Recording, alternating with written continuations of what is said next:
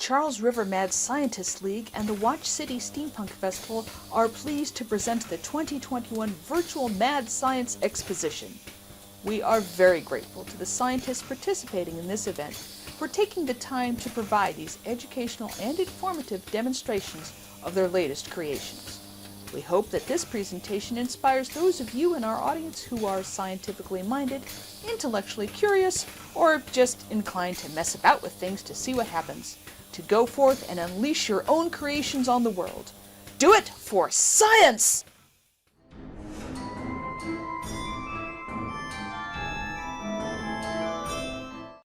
Greetings. I'm Edison A. Wellington, also known as the Time Drifter. I have always considered myself a visionary and an inventor. As a visionaire, I have succeeded in mastering the concept of time travel.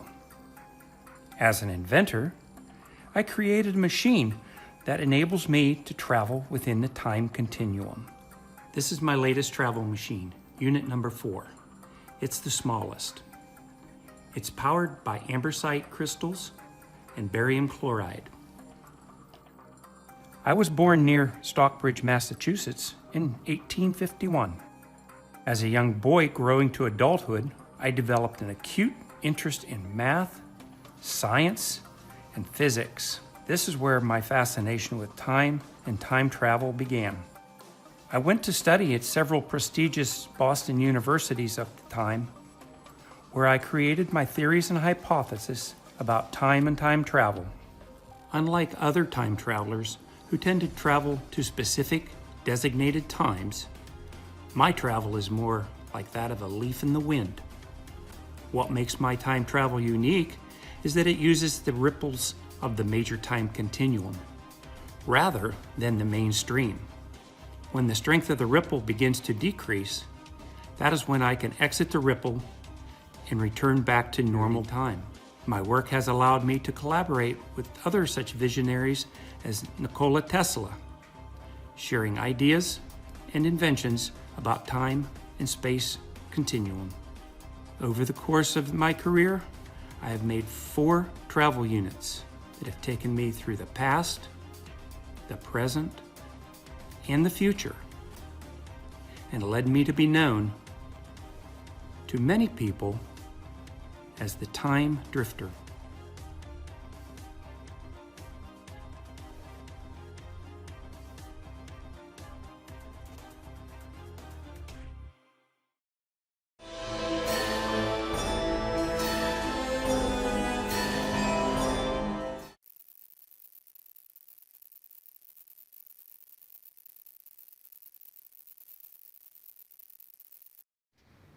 Okay, so here's the overlook of the apparatus. A transmitter, antenna, receiver, and a zoomer. And this is a fusion of the Hertz, Bradley, and Marconi machines. So Hertz, of course, used Leyden jar as a source for the electromagnetic spark. I'm using a spark from a barbecue lighter. So I'm sending the electricity from this spark to the antenna, and then, as you can see, there's about 1/3 of a meter between the transmitter antenna and the receiver antenna, which is over here. I'm sending it to what's called Marconi's coherer, invented by Bradley, which is a metal file inside a pipe, and actually in the 20s people mistakenly thought that one needs a vacuum for that. So there's no vacuum needed, so it's just a piece of garden hose. And then when an electromagnetic wave passes through the file, the resistivity drops down by a factor of 100, and the coherer begins being able to transmit electricity. And so we are sending the electricity from a battery to the zoomer, and the moment I send the spark to the transmitter antenna, the zoomer will start ringing.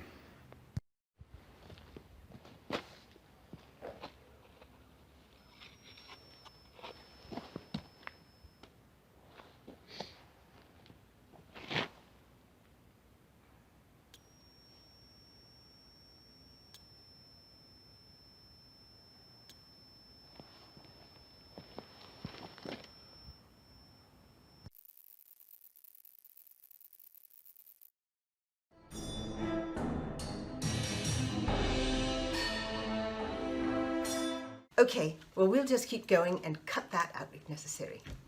Hello, folks. It's me, Charlotte Chuzzlepump, and I'm so happy you've decided to join me today as I reveal some of the latest creations from the Chuzzlepump Labs. So we'll start with my favorite tiny little pistol here.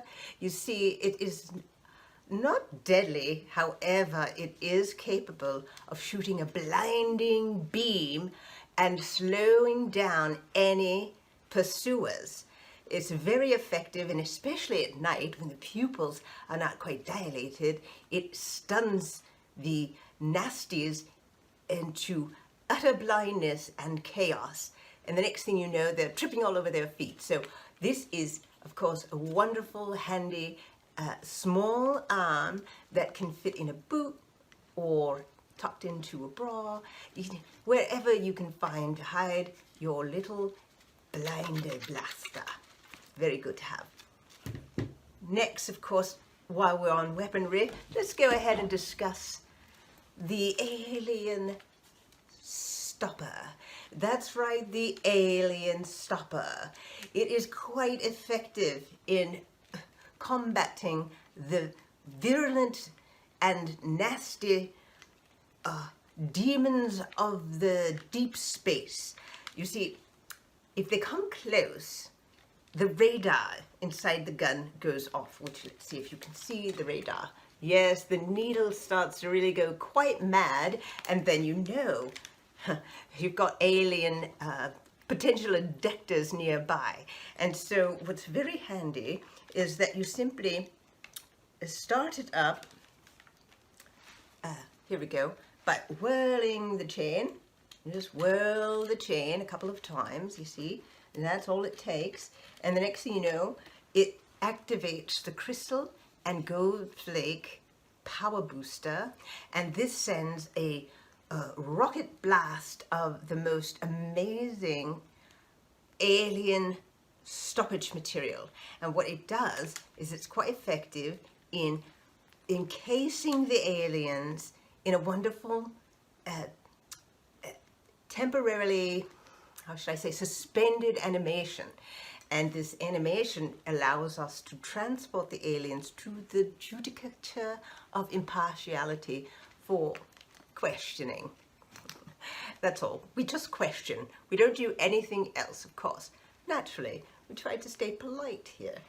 At any rate, this is a very effective tool in stopping the aliens from invading.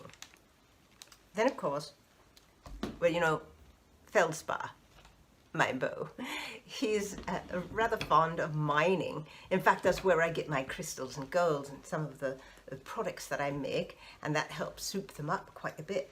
So while Feldspar is underground, we have Canard here, the canary. Do you see Canard? Isn't he lovely? Oh, he is the most wonderful protector of my dear Feldspar's lungs. You see, if Canard, when turned on, of course, and in working mode, he is perched upon the shoulder of Feldspar, naturally, and in the event that there is any kind of a gas leak or a fissure opens up and lets out carbon monoxide while my dear is underground, well, Canard here lets out a wonderful whistle. And you see, here's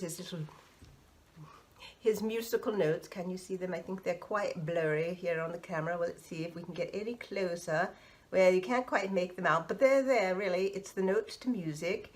And his little horn, which toots and beeps. He's quite adorable. And of course, he's well equipped with his own oxygen tanks, and of course his armor, which protects his lovely little wings from any damage in case the rocks fall on his head.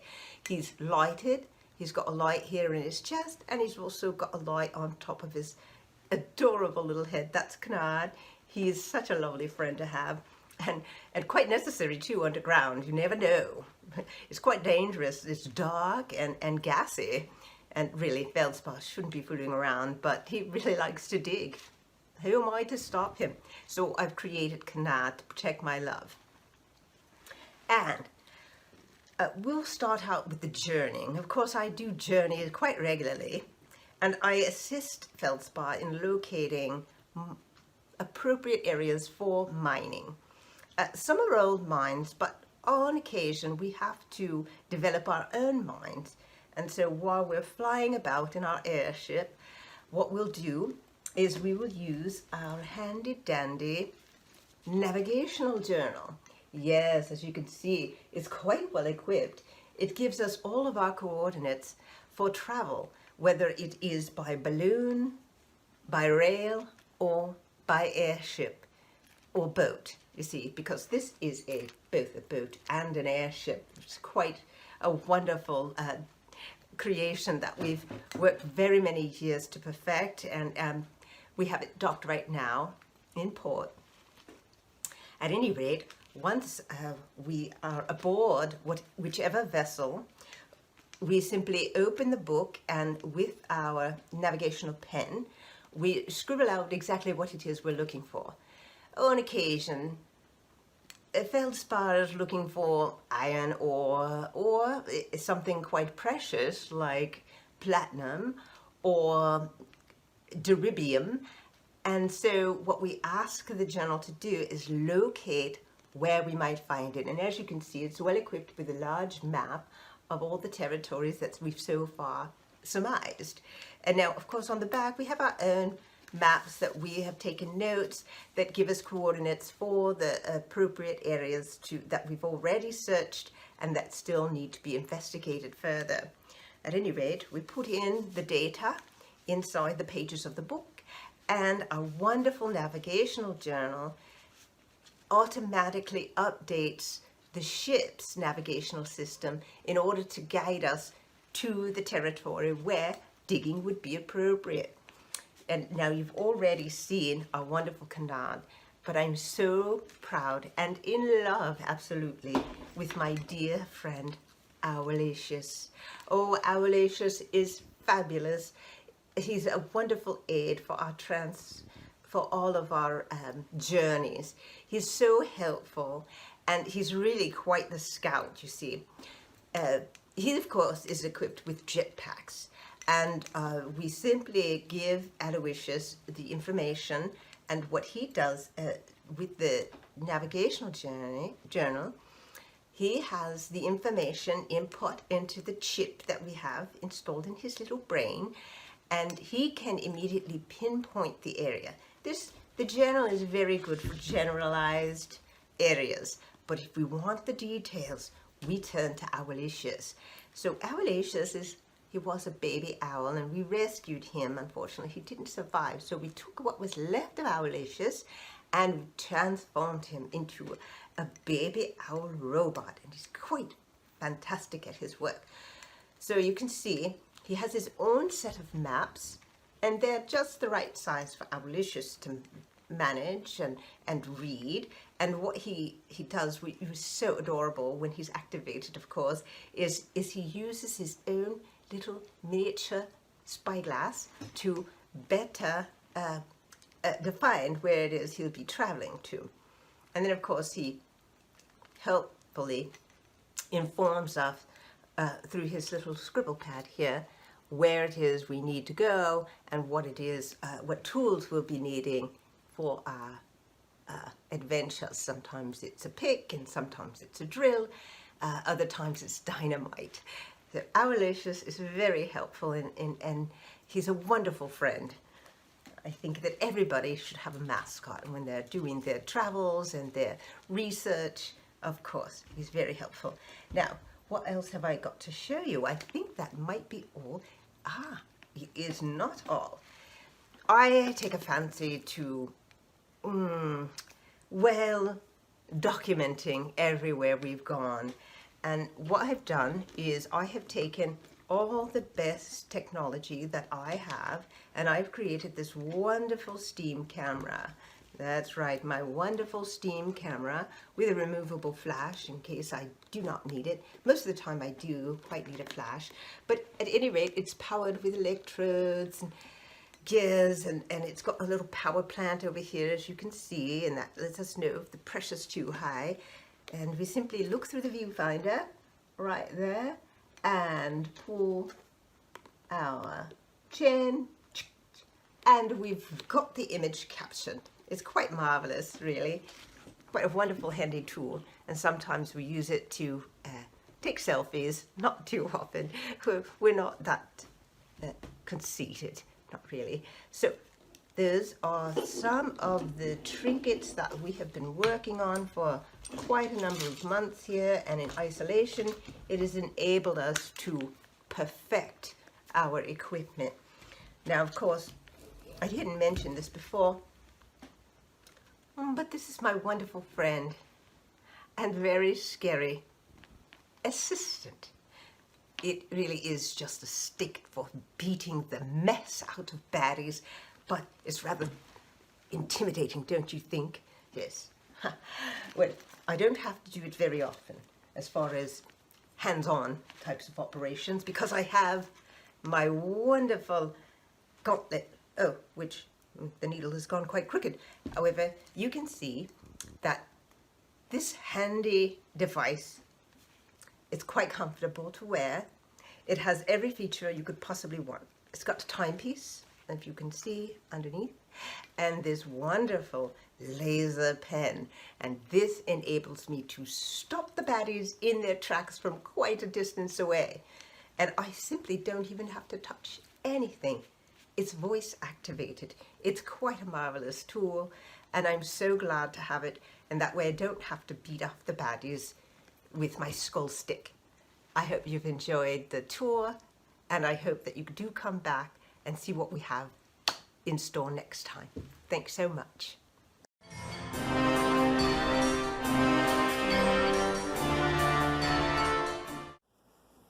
Hello, Wendell the Thief here. Good morning. Welcome to Wendell Laboratories.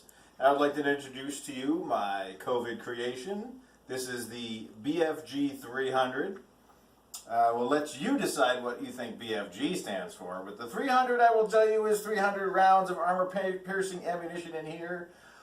First unleashed at Hudson Valley Pirate Festival, was very good at defending ourselves from pirates. Not a single airship was taken down, thanks in no small part to the BFG 300. This is my personal creation. This came completely out of scrap and found object and whatever I could put together on absolutely no budget. From top to bottom, head to toe here, I've got a handle made out of scrap wood, like I said, from a pallet, if you would believe it. A little plastic tube on top, all of my gubbins with gears and pistons and the working parts that make the whole thing go. Let's hope. We've got 3D printed gears, bicycle chain, PVC piping, screen filters, whole thing put together. Very, very minimal budget, but this is my beautiful creation. So again, thank you for letting me introduce Wendell Laboratories' BFG 300, and cheers to all of you. Good day.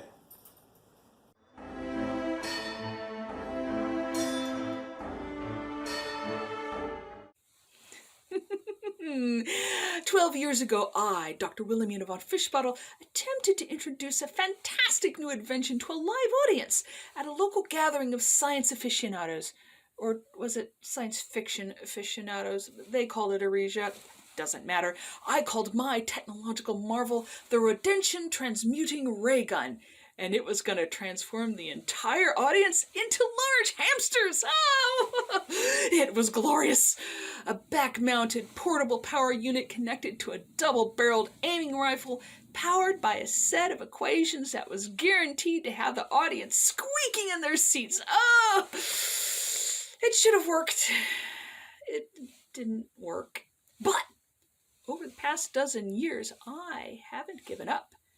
And now, with this trip from Watch City to the moon, this gives me another chance to try the experiment on you! Yes, you, the audience, watching this on your televised screens while locked safely in your staterooms. I'm transmitting the formula right now through the screen, and at any moment, you'll all become giant hamsters! Oh, no, wait, no, stop it, no.